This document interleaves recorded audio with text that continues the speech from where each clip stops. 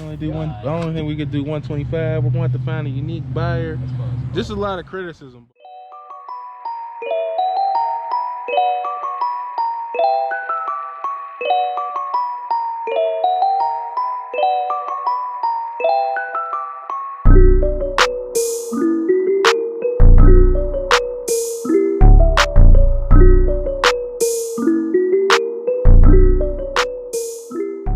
Right here we got a full rehab on the south side, right up on the slopes.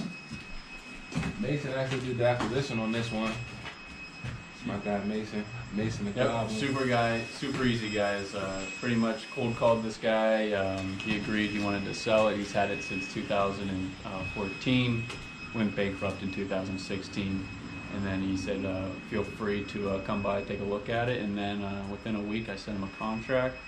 And now we have it under contract.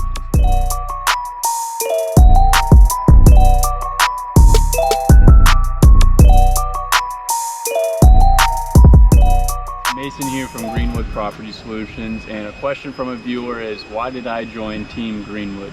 And so I joined Team Greenwood last October after learning that I wanted to be in real estate. I knew a lot of people around me had real estate money and had investments, residual income, and I wanted just to build another passive income.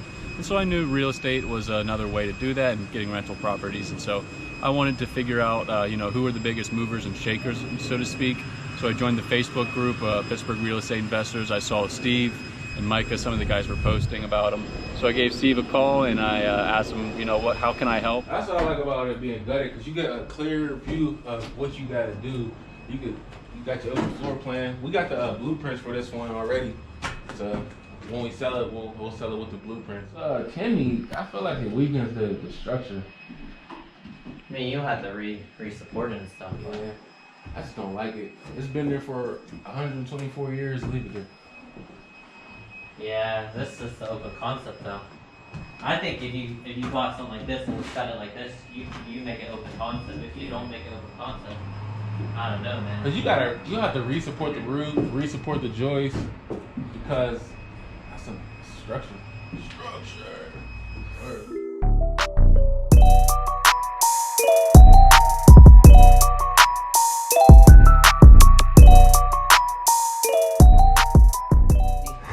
Actually do the work. They want to eat cookies. They want to watch TV all day. Oh, yeah. What's wrong with cookies, though? I like cookies too, but I get one cookie and I'm moving, man. Yeah, I'm moving when I'm eating the cookie. Yeah, move when you eat your cookie. Like that. Yeah, I'll never get to sit down until like 10 o'clock at night. The one I just did on the north side, I had ran into a problem with the drywall coming out too far, or it was too short.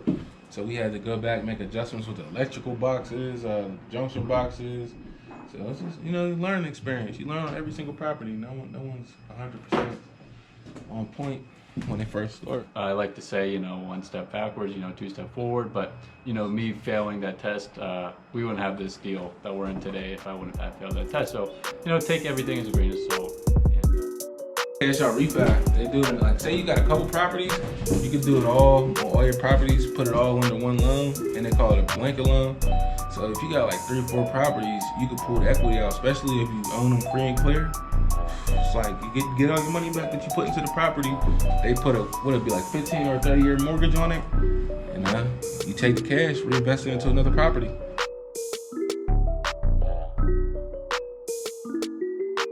A lot of investors are claiming losses. So if you've been claiming a loss for the last 3 years, you try to go to the bank, even though you might have made like $300,000 for the last 3 years, $100,000 each year. If you're not showing it, there's no proof in the pudding. So you gotta start claiming, in the green instead of claiming in the red. If you're planning on like cash out refi, getting a loan for a property, or it's just not gonna work out. The bank's gonna look at you like, oh, you're saying you're making money, but there's no proof that you're making money.